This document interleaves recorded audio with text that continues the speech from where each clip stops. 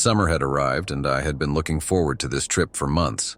I was going to Pine Hollow, a secluded area known for its dense woods and tranquil lakes. It was a perfect escape from the city, with not many other campers around. This was just one of the places I planned to visit during the summer. I arrived at the trailhead early in the morning, the sun already warming the air. The forest was alive with the sounds of birds and rustling leaves. I shouldered my pack and started down the narrow path, enjoying the feeling of being enveloped by nature. The hike was invigorating, and by late afternoon, I found an ideal spot to set up camp near a crystal-clear lake. After pitching my tent and gathering firewood, I settled in for the evening. The lake was serene, its surface reflecting the vibrant hues of the setting sun. As night fell, I built a small fire and cooked dinner, the crackling flames providing both warmth and comfort. Around midnight, I was jolted awake by the sound of someone humming. It was soft and melodic, almost like a lullaby.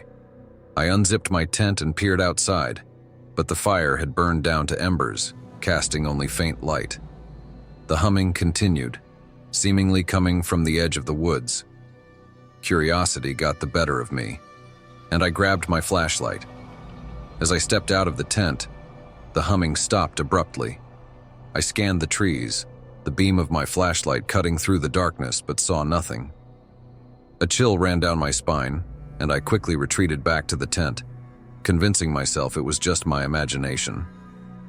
The next morning, I explored the area further, trying to shake off the eerie feeling from the night before.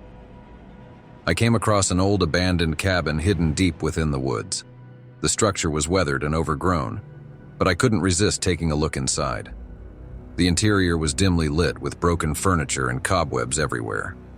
As I turned to leave, I noticed a dusty journal lying on a rickety table. Curiosity piqued. I opened the journal and began to read. The entries were from a man who had lived there decades ago. He wrote about strange occurrences, hearing voices and seeing shadowy figures in the forest. The final entry mentioned a haunting lullaby that seemed to come from the woods at night. A shiver ran down my spine as I realized the eerie connection to my experience. After what I had read at the cabin, I was really considering packing up my gear and head home, but for some reason I decided not to. That night, as I sat by the fire, the humming started again. This time, it was louder and closer. I grabbed my flashlight and stepped towards the trees, my heart pounding in my chest.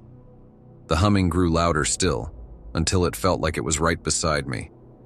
Suddenly, the flashlight flickered and went out, plunging me into darkness. I froze, every hair on my body standing on end. The humming stopped, replaced by a low, guttural whisper that sent a wave of terror through me.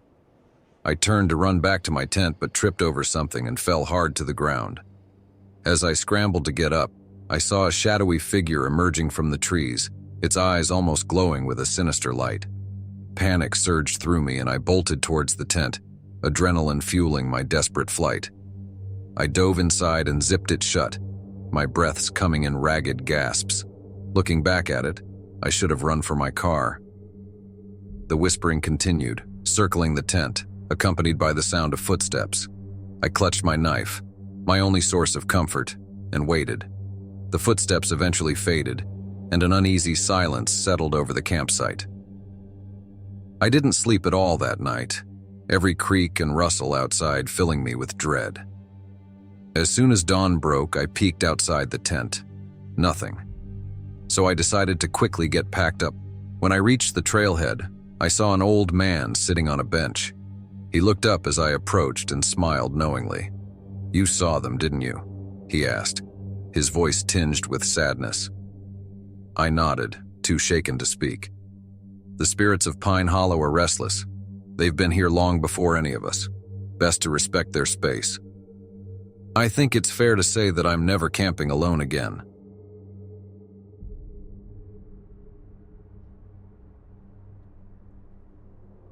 Summer had always been the perfect time for a getaway, and this year my friend Josh and I decided to rent a cabin near Willow Lake.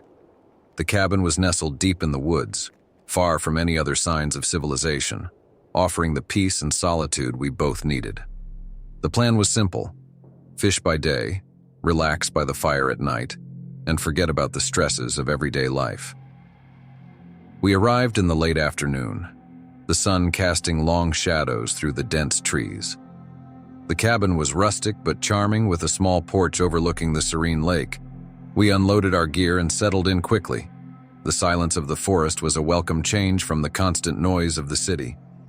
After unpacking, we grabbed our fishing rods and headed down to the lake. The water was calm, reflecting the vibrant colors of the setting sun. We cast our lines and waited, enjoying the quiet and the occasional splash of fish breaking the surface. As dusk settled, the air grew cooler and a light mist began to rise from the lake. We hadn't caught much, but the tranquility made up for it. Just as we were about to call it a night, I felt a strong tug on my line. I struggled to reel it in, the rod bending under the weight. Josh came over to help, and together we managed to pull in a large silver fish. We both cheered, the excitement of the catch invigorating us. We decided to stay a bit longer, hoping for another big catch. As darkness enveloped the lake, the mist thickened, and an eerie silence fell over the area. The usual sounds of the forest seemed to vanish, leaving only the soft lapping of the water against the shore. Suddenly, Josh froze, staring intently across the lake. "Do you see that?" he whispered, pointing to the opposite shore. I squinted into the mist, but saw nothing at first. Then, a figure emerged from the fog, standing motionless at the water's edge. It was too far to make out any details, but it appeared to be a person, just standing there, watching us. A chill ran down my spine. "Maybe it's another camper," I suggested, though I knew how unlikely that was. This part of the lake was supposed to be deserted. "We should head back," Josh said, his voice tinged with unease. We gathered our gear and made our way back to the cabin, the sense of being watched growing stronger with every step. As we reached the porch, I glanced back at the lake.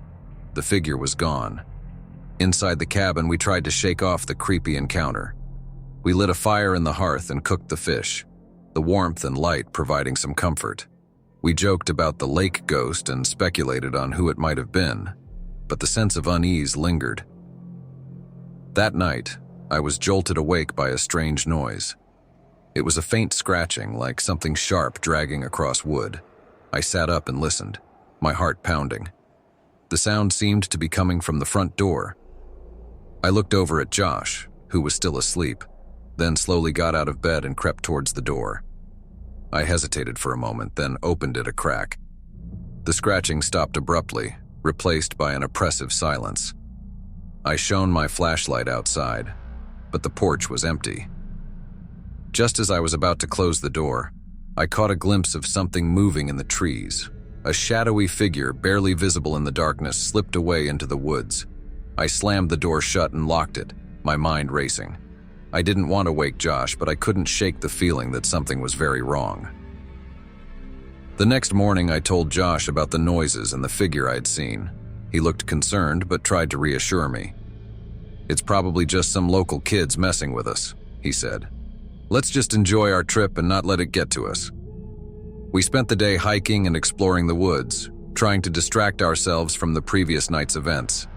By evening, we had almost managed to forget about it. But as night fell, the sense of unease returned. After dinner, we sat on the porch, the fire casting flickering shadows around us. The lake was shrouded in mist again, the water barely visible. We were talking about heading to bed when we heard it, a faint, haunting melody drifting across the lake. It was a song, soft and mournful, sending chills down my spine. We exchanged nervous glances, then grabbed our flashlights and headed down to the shore. The song grew louder as we approached the water, but we still couldn't see anyone. The fog was too thick, obscuring everything beyond a few feet. "Hello?" Josh called out, his voice trembling slightly. "Is anyone there?" The song stopped abruptly, replaced by a heavy silence. We stood there, straining to hear anything, but the only sound was our own breathing. Suddenly there was a splash, and something large and dark emerged from the water, moving towards us with alarming speed. We turned and ran back to the cabin, slamming the door behind us. We could hear footsteps outside, circling the cabin, followed by a low, guttural growl. We grabbed knives from the kitchen, our only means of defense, and waited terrified as the sounds continued. Hours passed, and the noises gradually faded. Exhausted and scared, we finally fell into a fitful sleep, clutching our makeshift weapons. The next day, we decided to leave early. As we packed up, we found strange marks on the porch, deep scratches gouged into the wood, far too large to be made by any animal. The sense of dread was overwhelming, and we hurried to load the car. Just as we were about to leave, I glanced back at the lake. Standing at the water's edge was the same shadowy figure watching us. It raised a hand as if in a mocking farewell, then slowly melted back into the fog. We drove away, not looking back. Once we reached the nearest town, we reported the incident to the local authorities. They listened but seemed skeptical, offering little more than a shrug and a warning to stay away from Willow Lake. Josh and I never returned to that cabin. The haunting song and the eerie figure remain vivid in our memories. I talked to the guy we rented the cabin from. He said he had never heard anything like it, but the way he said it made me suspicious. When Josh and I looked at the cabin online after we got home, we were unable to find it. The guy must have taken it down, or worse, something happened to him.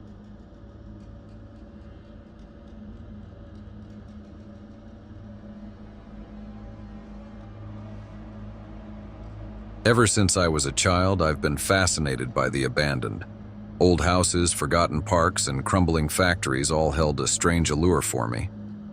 When I heard about the deserted town of Harrow's End, I knew I had to see it for myself. It was the perfect opportunity to indulge my curiosity and, hopefully, gather some material for my blog. Mike, my best friend since college, was just as intrigued. So, we decided to spend a weekend exploring the place, documenting our findings. Harrow's End was a small mining town that had been abandoned in the early 1900s. It was nestled deep in the woods, far from any major roads or towns. Over the years, it had gained a reputation for being haunted. Tales of ghostly miners and eerie happenings had kept most people away. Naturally, this only made it more appealing to us. We left early on a Saturday morning, our car loaded with camping gear, cameras, and supplies. The drive took us through winding forest roads, the trees growing denser with each passing mile. As we neared our destination, the sense of isolation grew. There were no other cars, no signs of civilization, just the thick, silent woods. By the time we arrived, the sun was already low in the sky, casting long shadows across the crumbling remains of Harrow's End. The town was a collection of dilapidated buildings, their roofs caved in and walls overgrown with ivy. An old rusted sign creaked in the wind, welcoming us to the town that time forgot. We set up camp in what had once been the town square, now just a clearing surrounded by the skeletal remains of buildings. The air was heavy with the scent of damp earth and decay. As we worked, I couldn't shake the feeling that we were being watched. It was as if the town itself was aware of our presence. "Hey, look at this," Mike called out, interrupting my thoughts.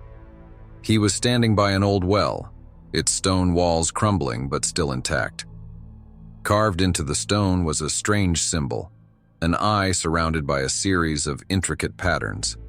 It looked ancient, older than the town itself. "Probably some old miner's mark," I suggested, though I wasn't entirely convinced. The symbol seemed out of place, almost malevolent.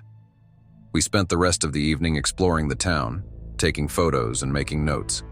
As darkness fell, the atmosphere grew even more oppressive. The wind whistled through the empty buildings, creating ghostly sounds that set my nerves on edge. We built a small fire and sat around it, trying to ignore the eerie silence that surrounded us. The stories about Harrow's End seemed more real now, the tales of ghostly apparitions and strange noises no longer just figments of overactive imaginations. "Did you hear that?" Mike suddenly asked, his voice tense. I listened carefully and heard it too, a faint rhythmic tapping like someone hammering at a distance. It echoed through the night, growing louder with each passing second. "Probably just an animal," I said, though I didn't believe it. The sound was too deliberate, too human. We decided to investigate, grabbing our flashlights and heading towards the source of the noise. The tapping led us to an old mine entrance at the edge of town. The wooden supports were rotting and the entrance was partially collapsed, but the sound was unmistakably coming from within. "Maybe we should just leave it," Mike suggested, his earlier bravado fading. "Come on, where's your sense of adventure?" I replied, trying to mask my own apprehension. We squeezed through the narrow gap and into the mine, our flashlights casting eerie shadows on the damp walls. The air inside was cold and damp, the smell of mildew and rot almost overwhelming. The tapping continued, louder now, echoing off the walls. We followed it deeper into the mine, our footsteps crunching on the loose gravel floor. As we rounded a corner, the source of the noise became clear. A figure was standing in the darkness, hammering at the wall with a pickaxe. He was dressed in old-fashioned mining clothes, his face obscured by a wide-brimmed hat. "Excuse me," I called out, my voice trembling. The figure stopped and turned towards us, but his face remained hidden in shadow. There was something wrong about him, something that made my skin crawl. "Who are you?" Mike asked, stepping forward. The figure didn't respond. Instead, he lifted the pickaxe and pointed it towards us.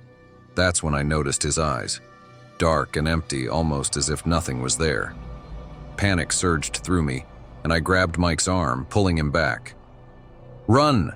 I shouted, and we turned and fled, the sound of the pickaxe echoing behind us. We didn't stop until we were back at the campfire, our breaths coming in ragged gasps. The mine was silent again, the tapping gone. We stared at each other, the reality of what we had just seen sinking in. "What the hell was that?" Mike whispered, his face pale. "I don't know," I replied, my mind racing, "but we need to get out of here."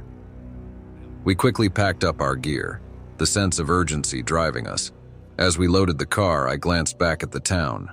The old buildings seemed to loom over us, their windows like empty eyes watching our every move. I just wanted to get out of there.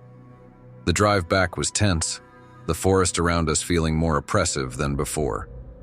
We didn't speak much, both of us lost in our thoughts. It wasn't until we reached the safety of the main road that I finally felt like I could breathe again. We never spoke of Harrow's End after that. The experience left a scar on both of us, a reminder that some places are abandoned for a reason. The town remains a mystery, its secrets buried in the past, but I still dream about it sometimes. The dark, lifeless eyes, the rhythmic tapping, and the sense of being watched. Those memories will haunt me forever.